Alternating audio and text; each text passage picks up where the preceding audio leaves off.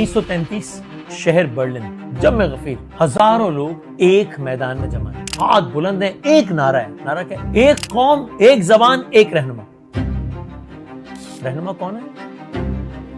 इसे Adolf Hitler कहते हैं। Für richtig hältst, ob du glaubst, dass ich fleißig gewesen bin, dass ich gearbeitet habe, dass ich nicht in diesen Jahren für dich eingesetzt habe. नारा क्या है? ये नारा गोया जमहूरियत की कब्र पर खड़ा किया गया एक सुतून था। नारा, ये नजरिया, इसका खुलासा ये था कि जर्मन कौम को जीने के लिए जमीन चाहिए। ये एक तौसी पसंद, मुतशद्दिद और नस्ली बढ़तरी पर मबनी ख्वाब था जिसने लाखों लोगों की जान ले ली। जर्मन अवाम को एक मसीहा के ख्वाब में डबो दिया और दुनिया को आग।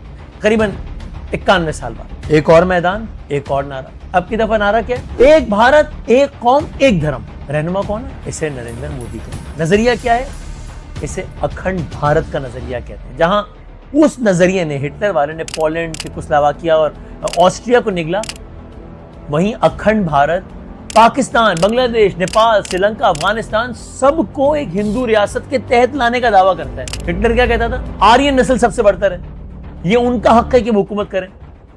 हिंदुत्व क्या कहता है? भारत सिर्फ हिंदुओं का है, बाकी सबको बस, यानी बाकी सब या तो एडजस्ट करें या फिर उनको बाहर निकालें। हिटलर ने तालीम, मीडिया, अदलिया, फौज को नजरिए का गुलाम बनाया। भारत में ये सब कुछ जमहूरियत के लिबादे में खामोशी से हो चुका है, हो रहा नहीं है, हो चुका है। अब आते हैं इस दास्तान के किरदार पर। कौन मोदी? क्योंकि हम जाहिर पाकिस्तान के तनाजुर में सब देख रहे हैं ना, बार बार एक ही बात कर रहे हैं कि हम वॉर मॉन्गरिंग कभी भी नहीं चाहते, हम वो लोग हैं ही नहीं। But this man has brought us to this level, क्योंकि ये एक आम सियासी रहनुमा नहीं, ये एक अजीब और गरीब आदमी है। इसकी हिस्ट्री देखेंगे तो मैं इसका मजीद नाज़रीन, आज हम जो है रिएक्शन देंगे कि मोदी कौन है और इसकी हिस्ट्री और इसके आज तक के क्या क्या इसने मतलब जो है किया है जिंदगी में, और आरएसएस में इसकी ज्वाइनिंग कब हुई है और इसने आज तक क्या क्या गुल खिलाए हैं, वो सारी देखेंगे। उसके बाद इसके ऊपर रिएक्शन देंगे। अंदाजा हो। तो ये वीडियो देखिए, सुनिए, जानिए और हैरान होइए कि आखिर है कौन मोदी।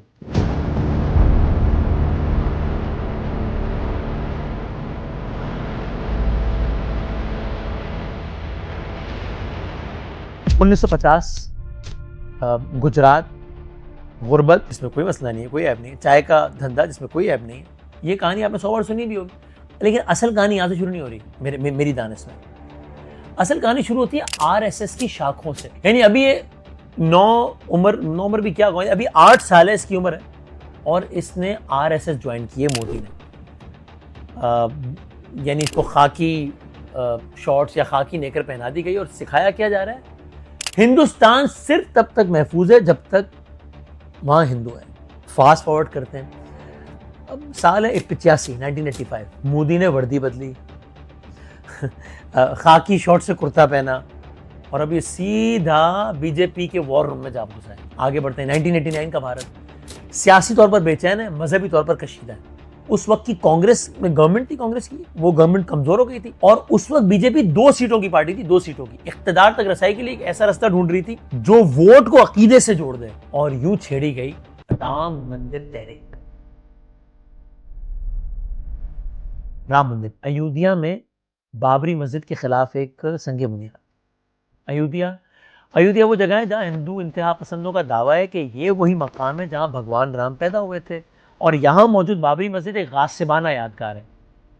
और ये कोई मजहबी दावा नहीं था, ये एक मुकम्मल सियासी हथियार था बाकायदा।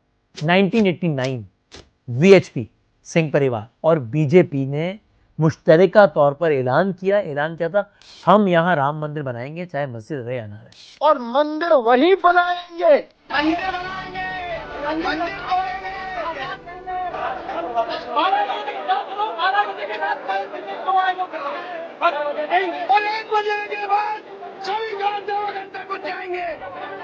और उसी साल राम की मूर्ति को रातों रात मस्जिद के अंदर रख दिया गया। एक मुकद्दस मकाम को फितना अंगेज निशान में बदल दिया गया। फिर कुछ वक्त गुजरा, 1990 आया। बीजेपी के एक और मशहूर रहनुमा आपने सुना होगा, अडवाणी जी। अडवाणी ने राम रथ यात्रा शुरू की, सोमनाथ गुजरात से लेकर अयोध्या तक। भगवान राम का रथ आपके सामने पहुंच चुका है। बहुत जल्दी आपको राम रथ के दर्शाई हमें कुछ कहे कि तो मंदिर का निर्माण भारत भर में नफरत का पैगाम लेकर निकला है। शहरों में नारे हैं, जय श्री राम के नारे हैं, अक़लियतों के खिलाफ तशद्दुद है, हर स्टॉप पर फसाद है, हर तकरीर में इश्तिहाल है। और इस तंजीम का इंचार्ज कौन है? नरेंद्र मोदी। आप इसका बैकग्राउंड देख रहे हैं। ये हम सब जब जाने तो मैं फिर अंदाजा होगा कि अच्छा ये जहर क्यों उगलता है यार। इसकी हिस्ट्री ये रही है। तो अब इस तहरीक का इंचार्ज है मोदी, ना कैमरे पर ना तकरीरों में, मगर यात्रा का पूरा लॉजिस्टिक ऑपरेशन, रास्ते, प्रोटोकॉल, इज्तिमा, ये सब मोदी के निगरानी में था। बहरहाल फास्ट फॉरवर्ड 1992 दिसंबर, हजारों हिंदू इंतहा पसंद हैं अयोध्या में जमा हुए हैं और दिन दिहाड़े बाबरी मस्जिद शहीद कर दी। I was utterly disgusted by the slogans which were shouted about Muslims.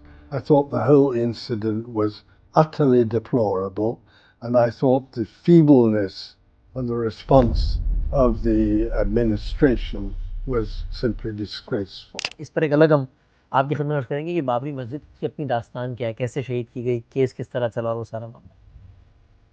किस्सा मुख्तसर ये है कि चंद घंटों में कई 100 सालों पुरानी मस्जिद मट्टी का ढेर बन गई। फसादात हो गए मुल्क भर में, 2000 से ज्यादा लोग मारे गए, 2000 से ज्यादा लोग, जिसमें अक्सरियत मुसलमानों की। दिस वॉज द मोमेंट जिसने बीजेपी को एक पार्टी से एक तहरीक में बदल दिया। यानी मैं यूँ कह लूँ कि बाबरी मस्जिद का मलबा सिर्फ अयोध्या में नहीं गिरा, उसने भारत के सेक्युलर चेहरे को भी मस्क कर दिया। But for this particular party BJP, उसके लिए मलबा पावर का जीना बन गया। मोदी जिसने रथ यात्रा के पीछे मुकम्मल तंजीमी नेटवर्क संभाला, अब पार्टी के अंदर भी इसकी पोजीशन तगड़ी हो गई। अब ये काबिले भरोसा फील्ड जनरल समझा जाता है पार्टी में। कैमरे से दूर है लेकिन इख्तिदार के दरवाजे से करीब हो रहा है। यहां तक कि वो वक्त आया जब यही आदमी नरेंद्र मोदी इस नजरिए का और इस तंजीम का अहम तरीन मोहरा बन चुका है। साल 2001, गुजरात में बीजेपी की हुकूमत है और अंदरूनी खल्फिशार है, अवामी गुस्से का शिकार है। वजीर आला हैं, वजीर आला पटेल थे, उनको हटाकर उस वजीर आला को गुजरात में पार्टी ने अचानक एक बिल्कुल गैर मारूफ नाम को आगे कर दिया, वजीर आला बना दिया। कौन है ये? नरेंद्र मोदी। ना कभी असेंबली का रुकन बना है, ना कोई वजारती तजुर्बा है, लेकिन कहा जा रहा है कि नहीं भाई, इस आदमी में बहुत नज्म नस्क है, ये नजरिए से हटता नहीं है, बात का पक्का है। ये वजीर आला बन गया। 2000 में मोदी ने वजारत आला का हलफ उठाया। या तो वोट लोग देते हैं सरकार को हटाने के लिए, लेकिन यह पहला चुनाव ऐसा हो रहा है जिसमें सिर्फ वोट टू इलेक्ट नहीं है। हलफ तो उठा लिया चंद ही माह बाद। गोया तारीख का सबसे तारीख बाब शुरू हुआ। फरवरी का महीना है, साल 2002 है। गोधरा मकाम है, ट्रेन स्टेशन है, ट्रेन की एक बोगी में आग लगती है। तकरीबन 59 हिंदू जलकर अपनी जान को खो बैठे हैं। मोदी वज़ारत आला के मनसब पर बैठा है, उसने इसे एक मंसूबा बंद दहशतगर्दी करार दिया। क्या हुआ? अगले ही दिन एक बयान दिया जो आज भी गूंजता है। क्या? उसने कहा हर एक्शन का रिएक्शन होता है, और उस रिएक्शन में पूरा गुजरात जल गया। मुसलमानों की बस्तियां निशाना बनी, घरों में आग लगाई गई, औरतों के साथ इज्तिमाई ज़्यादती हुई, जिंदा इंसानों को जलाया गया। और गुलबर्ग सोसाइटी थी वहां, जहां कांग्रेस के साबिक एमपी एहसान जाफरी नाम था, दर्जनों अफराद को बचाने की कोशिश करते हुए वो कत्ल कर दिए गए, उनकी लाश के टुकड़े हो गए। सरकारी आदत शुमार मैंने पढ़ा, कहते हैं 1000 के करीब लोग मारे गए। आजाद जराए कहते हैं 2000 के करीब लोग तो मारे गए। 2000। Nearly 2,000 people, a majority of whom were Muslims, were reportedly killed by a Hindu mob. इन फसादात में सबसे खौफनाक बात यह नहीं था कि हुजूम बेकाबू था, वो तो था ही, उससे ज्यादा खतरनाक बात यह थी कि हुकूमत खामोश तमाशाई थी। पुलिस के सीनियर अफसरान ने गवाही दी कि उनको हाथ ना उठाने का हुक्म था।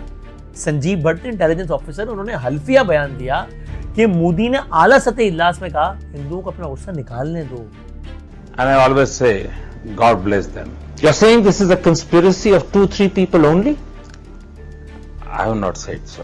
गुजरात में कितने दंगे होते थे, हमेशा कहीं ना कहीं कर्फ्यू लगा रहता था। मैं फिर वाज़े कर दूं, हमारा किसी भी आम हिंदू से या आम किसी भी मजहब के मानने वाले से हमारा कोई इख्तिलाफ नहीं है। इस सोच से मसला है जो इंतहा पसंद सोच है। पर फसादात के बाद जब मुतासिरीन को रिलीफ कैंपों में रखा गया तो मोदी ने बयान दिया। आप सोचिए, फसादात हो गए, मुतासिरीन पे हो गए बहुत सारे, उनको रिलीफ कैंपों में रखा गया, और ये बदबख्त क्या बयान दे रहा है तंज़िया अंदाज में। कहते हैं ये कैंप्स, तो उसका बयान था, ये कैंप्स अब बच्चे पैदा करने की फैक्ट्रियां बन गए। तंज था उन लोगों पर जो अपनी जान बचाकर पनाह ले रहे थे। पूरी दुनिया में इसका रिएक्शन आया। अमेरिका ने मोदी का वीजा मंसूख किया, यूरोपीय यूनियन ने रस्मी बायकॉट किया, इंसानी हुकूक की तंजीमों ने इसको नस्ली तत्हीर, एथनिक क्लिंजिंग का इल्जाम लगाया। आगे बढ़ते हैं। 2008 मालीगांव महाराष्ट्र, एक मोटरसाइकिल में नस्ब बम फटा, 6 मुसलमान मारे गए, बहुत जख्मी हुए। इब्तदाई तहकीकात ने इंकशाफ किया कि हमला किसी इस्लामी तंजीम का नहीं था बल्कि एक हिंदू इंतहा पसंद नेटवर्क का था। मरकजी मुल्जिमा साध्वी परगीता ठाकुर और साथ में एक फौजी ऑफिसर थे, लेफ्टिनेंट कर्नल पुरोहित, गिरफ्तार हुए। एनआईए और एटीएस ने सबूत पेश किए। बम में इस्तेमाल होने वाला आरडीएक्स, साधु की बाइक और हिंदू ग्रुपों के बीच होने वाली मीटिंग्स के रिकॉर्ड आए। लेकिन जैसे नरेंद्र मोदी हुकूमत में आए, केस की रफ्तार बदल गई, गवाह मुनहरिफ हो गए, इस्तेगासा कमजोर हो गया और 2019 में विल यू बिलीव साधु की प्रज्ञा को बीजेपी ने भोपाल से टिकट दे डाला।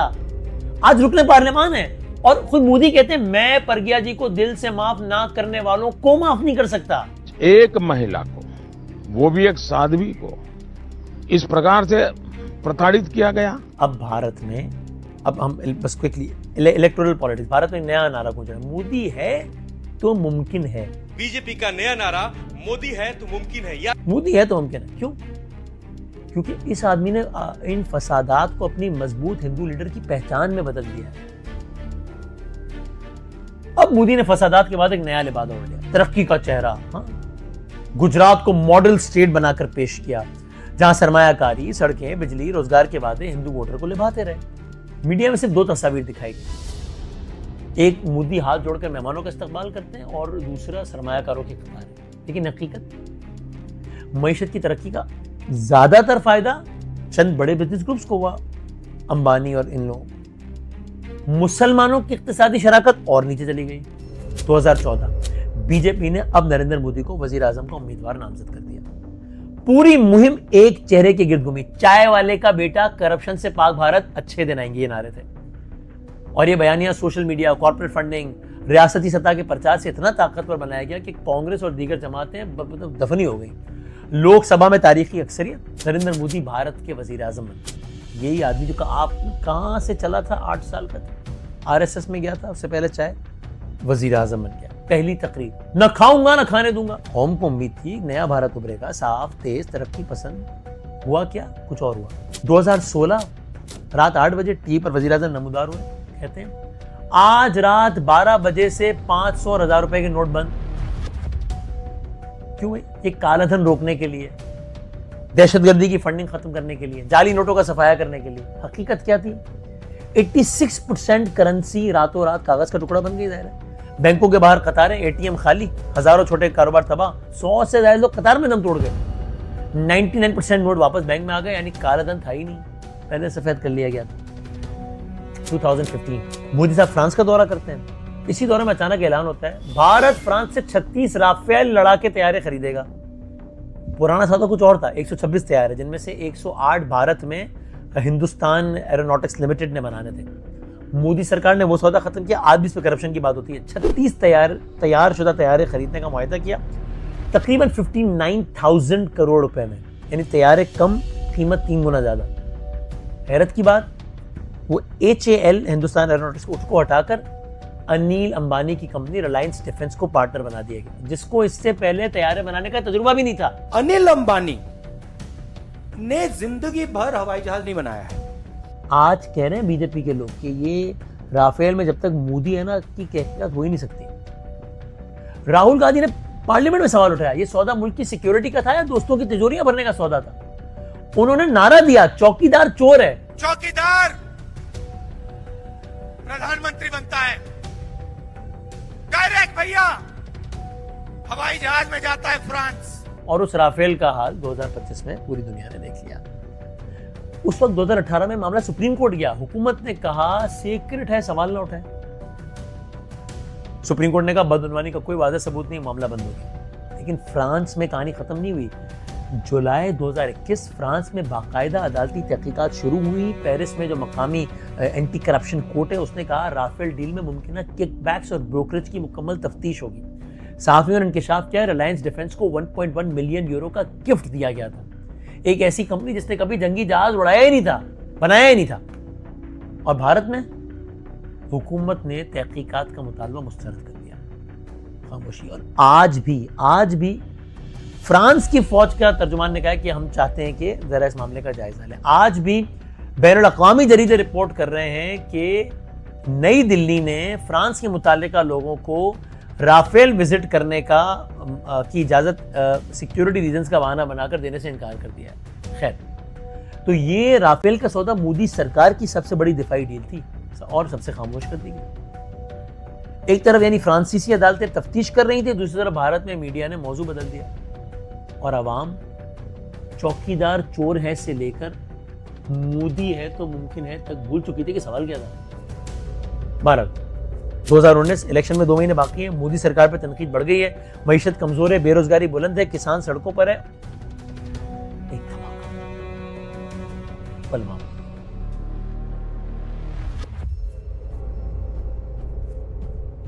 मकबूजा कश्मीर में सीआरपीएफ के काफिले पे खुदकुश हमला, 40 भारतीय फौजी मारे गए। भारतीय मीडिया चीख उठा, पाकिस्तान ने हमला किया। फौरन सबूत कोई नहीं, इंटेलिजेंस अलर्ट नजरअंदाज, नाम ले लिया तंजीम का, कोई वीडियो कोई सबूत कुछ नहीं है। साबिक भारतीय ऑफिसर डीएस हुडा ने कहा इतना बड़ा सिक्योरिटी ब्रेकडाउन हुआ कैसे। कांग्रेस की शशि थरूर ने सवाल उठाया किसने काफिले को खुले रास्ते जाने दिया। और हैरत अंगेज बात कहती, पुलवामा का हमला जिस गाड़ी से हुआ वो गाड़ी पहले से गायब करार दी गई थी। हमलावर का नाम वाकये के 15 मिनट बाद जारी हो गया, किसने किया है, यानी स्क्रिप्ट लिखा जा चुका था।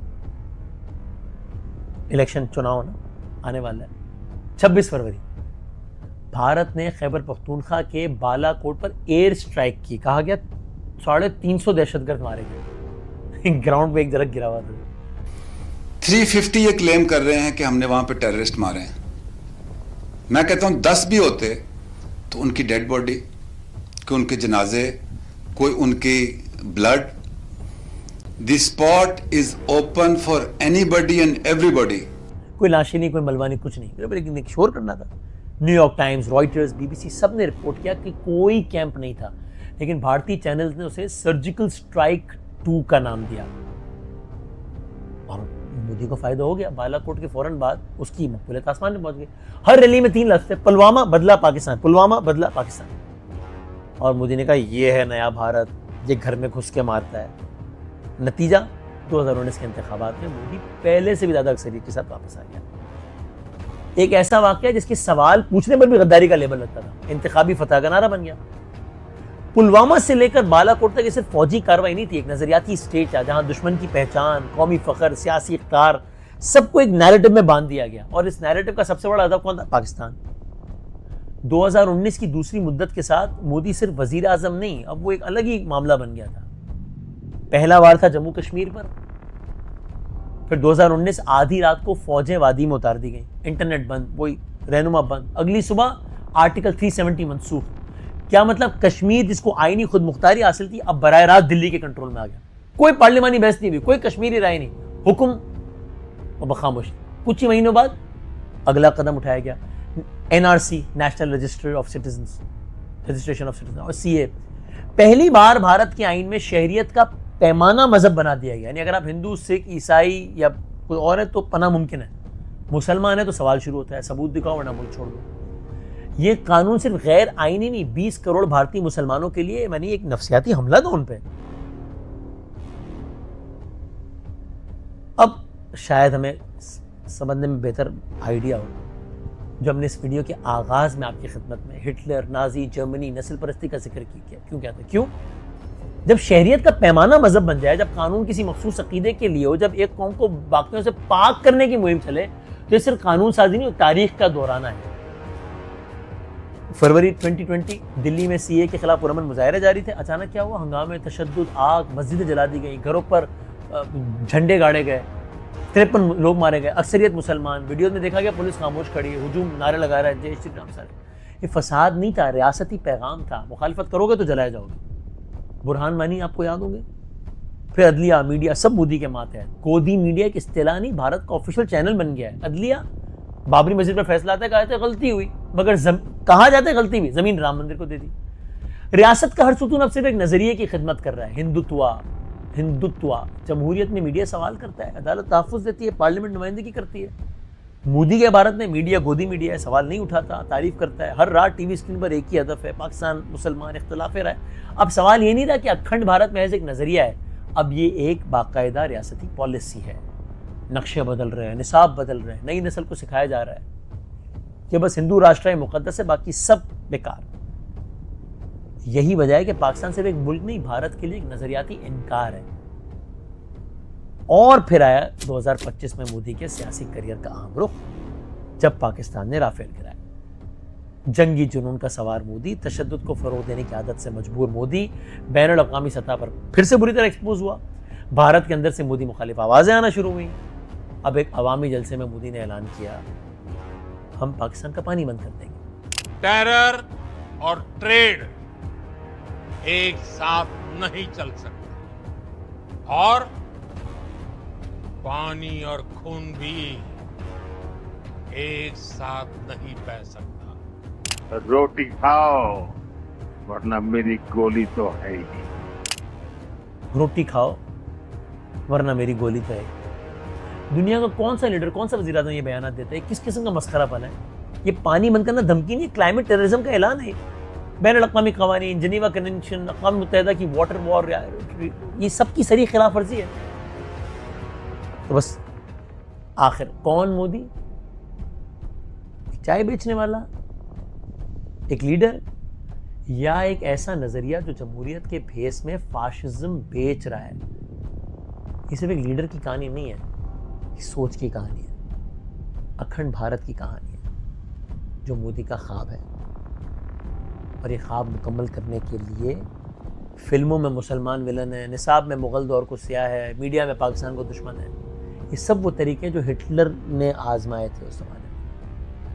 नरेंद्र मोदी आया, पढ़ा और आज खड़ा है एक ऐसे नज़रिए के साथ जो सिर्फ सरहदें नहीं, सच, इंसाफ और इंसानियत भी निकल रहा है। मैं वसीम बादामी और ये थी वो कहानी। नाज़रीन, आज आपने देखा किस तरह जो है नरेंद्र मोदी की जो है ना पूरी कहानी जो है बायोग्राफी वो बताई गई है, किस तरह ये जो है ना फाशिज्म को प्रमोट करता है और किस तरह ये जो है ना अखंड भारत उसके नजरिए पे चल रहा है और किस तरह मुसलमानों को जो है ना ये एलिमिनेट कर रहा है और किस तरह जो है ना हिंदुत्व नजरिए को, आरएसएस के नजरिए को पूरी दुनिया साउथ एशिया में फैलाना चाहता है। श्रीलंका, बांग्लादेश, पाकिस्तान, अफगानिस्तान, इंडिया, सबका अखंड भारत का जो है ना नजरिया, मैप जो है एक्सचेंज हो रहे हैं, ये उस नजरिए पे गामजन है। इसलिए जो है ना ये शुरू से ही पाकिस्तान के मुखालफ और इस्लाम के मुखालफ जो है ना इसकी हमेशा एक्टिविटी रही है और गुजरात में दंगे फसाद कराने में ये मुलव्वस रहा है। अगर आपको ये एक्शन पसंद आया तो प्लीज़ चैनल को लाइक, शेयर और सब्सक्राइब कीजिए।